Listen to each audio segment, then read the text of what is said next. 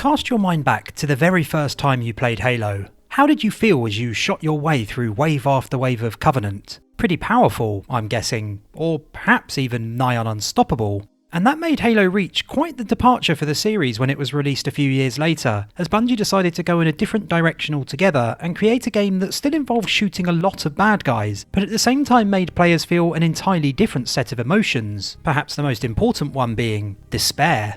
And nowhere is Bungie's commitment to this goal in the way they designed Halo Reach better illustrated than in the way the missions Long Night of Solace and Exodus combine, which is what I want to examine in more detail today. If you enjoy the video, do consider subscribing and leaving a comment. I'd love to hear your thoughts. And now, let's dive right in. Before we really get into things proper, I think it's important to provide some context first. So over the next 30 seconds, I'm going to quickly boil down to its most basic, Halo Reach's story leading into the missions I'm going to be talking about. Players take control of a Spartan named Nobel 6 and join a group of 5 other Spartans known collectively as Noble Team to investigate a communications blackout on the colony world of Reach. The squad soon discovers that the blackout was in fact caused by the Covenant and quickly learn that they are also preparing for a full-blown invasion. Over the next few missions, players get to know the rest of the squad while completing a variety of objectives, including helping take down an enormous Covenant ship known as a Corvette, performing reconnaissance, and destroying enemy anti-aircraft guns. Which brings us to Long Night of Solace, the 5th mission in Halo Reach's campaign.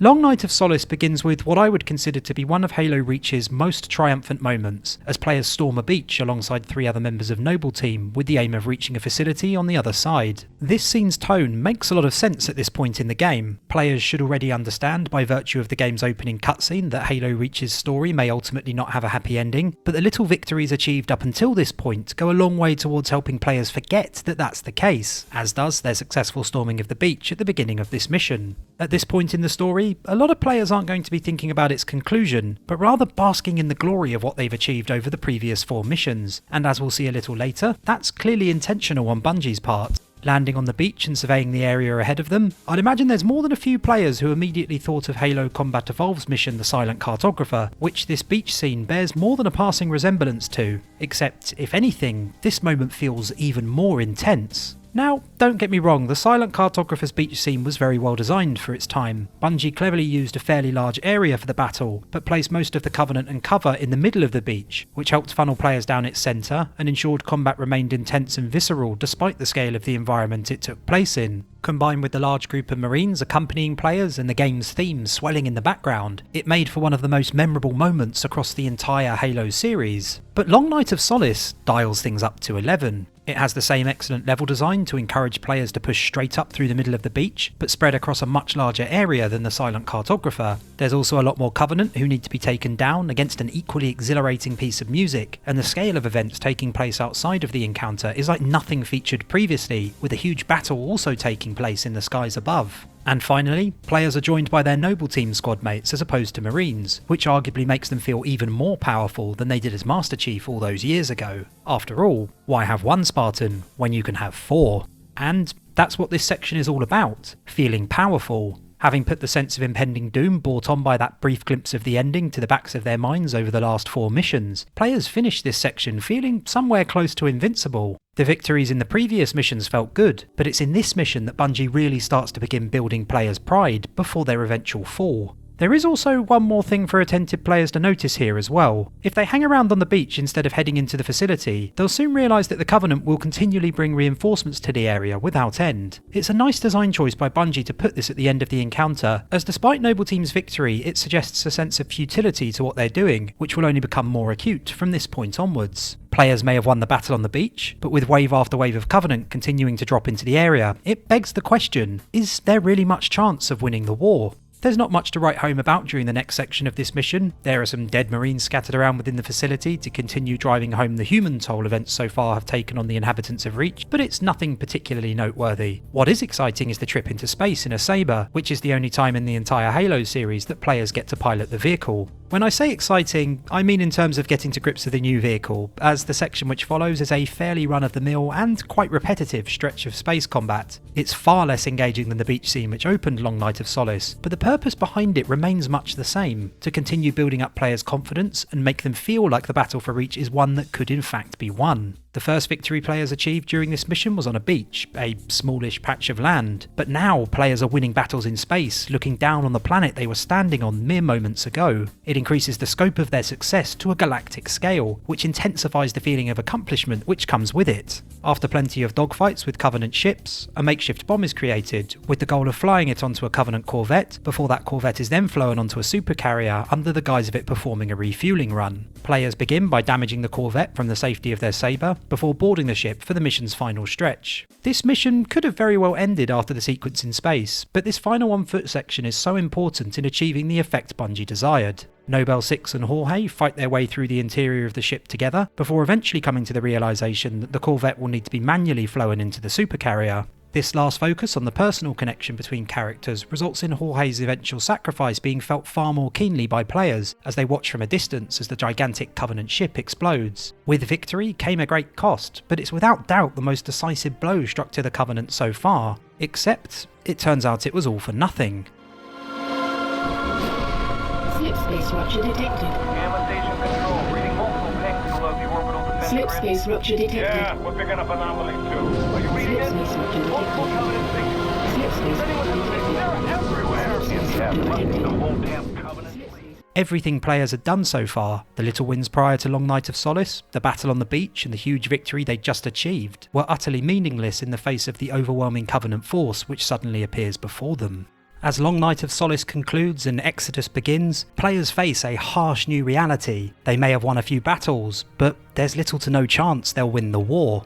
This is Halo Reach's true turning point. Its first half was designed to build as much hope as possible in players, and now it's time for them to feel every little glimmer of it quickly fade away during the game's second half. The change of setting itself acts as a metaphor for this rapid change in emotions experienced by players. In Long Night of Solace, they were briefly flying high having brought down the supercarrier, and now they've been brought crashing back down to Earth. What I love about this opening cutscene to Exodus is that Bungie rubs this newfound air of hopelessness in players' faces almost immediately. As Noble 6 looks out across the city of New Alexandria as it's destroyed by the Covenant, the camera very purposely focuses in on Jorge's dog tags, as if to remind players one final time that his death had truly no effect on events to come. Following Jorge's demise, and according to the dates at the beginning of the two missions, 9 days of walking from where he initially touched down, Nobel 6 is alone for much of the start of Exodus. This makes a lot of sense. The start of Long Night of Solace was the last time the entirety of Noble Team would be together, back when there was still hope. And now, just one mission later, with most, if not all, hope lost, Noble 6 is left alone in the face of insurmountable odds. In Halo 1, 2 and 3, being left alone as Master Chief was designed to make players feel powerful as they shot their way through legions of the Covenant, but here, Halo Reach turns things on their head. Being alone does not make players feel powerful, but rather powerless, and nothing exemplifies this feeling more than the area in which players regain control of Nobel 6. They may still have a pistol, but at this point they may as well have nothing. The damage has already been done and the dead litter the streets. What I like about the design of this area is how massive it is despite 90% of it remaining completely unused. There's a straight path that quickly takes players from one end of the area to the other, but also a lot of areas on either side of it. Did they need to be included? Not really, but they go a long way to making New Alexandria feel at least somewhat like an actual city, rather than a series of corridors masquerading as a city. Not long after, players encounter this. Romeo Company, be advised, we have reports of Covenant suicide squads. You've got to be kidding me. That's a negative. Your eyes open, troopers.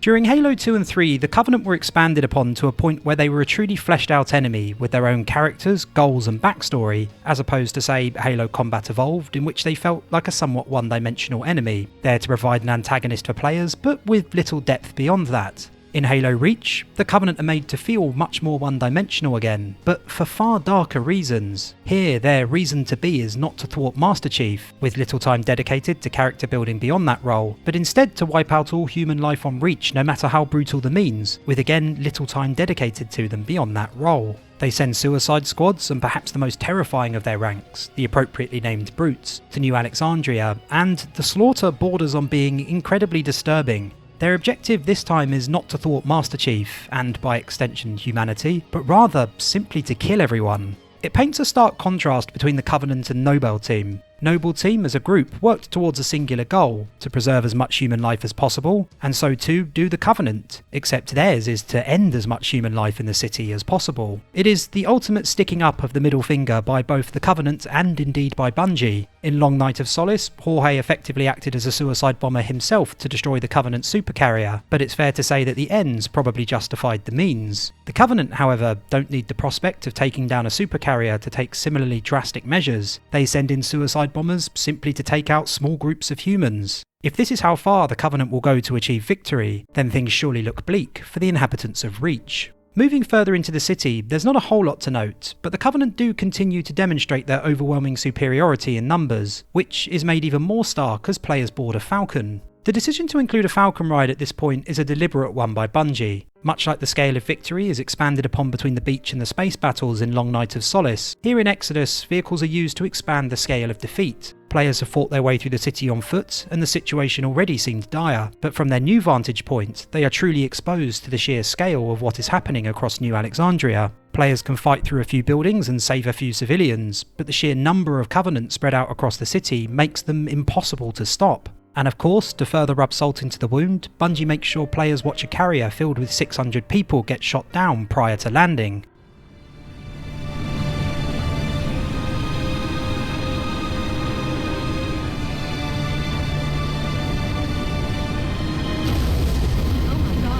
Mayday! Mayday! P6 Echo 2, can you maintain altitude? Negative! We're going down! Son of a bitch. I can't watch this. Fox Actual, should we send search and rescue birds? Negative, dispatch. No point.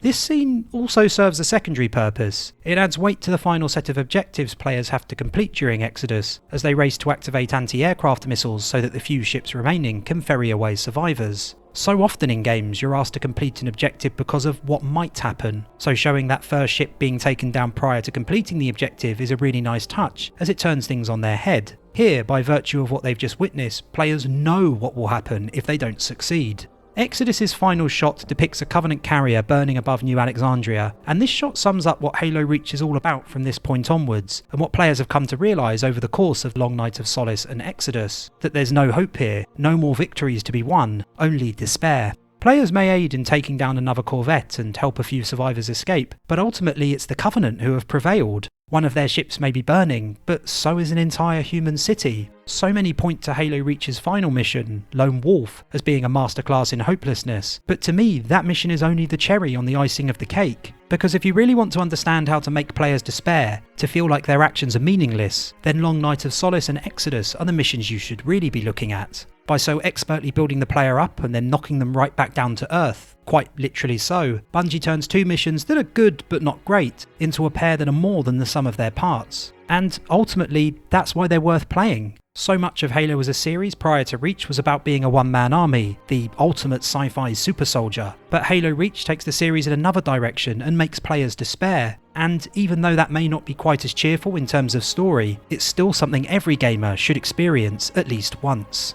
Thanks so much for taking the time to watch the video, I hope you enjoyed it. If you did, do consider subscribing to the channel and hopefully I'll see you all again soon.